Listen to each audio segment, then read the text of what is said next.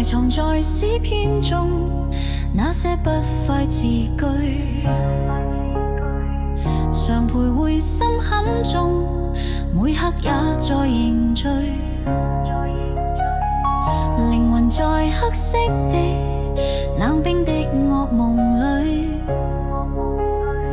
求謠形死心不息，放映似是程序做。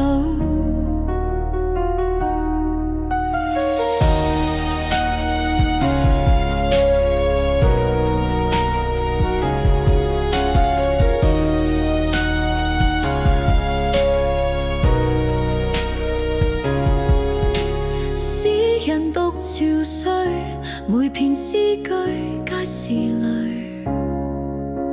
詩人在流淚，燭光片刻盡告吹。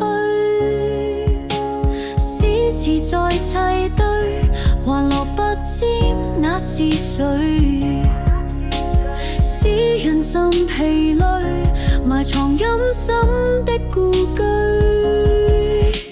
詩詞是這般寂寞，憂傷各樣參半。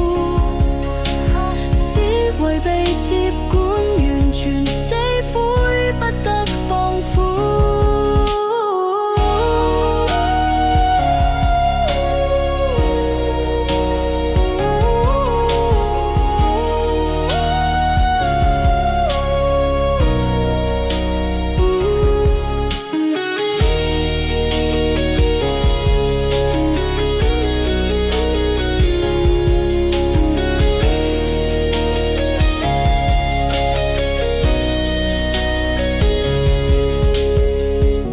藏在詩篇中那些不快字句，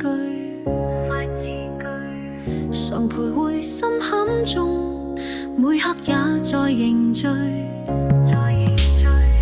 靈魂在黑色的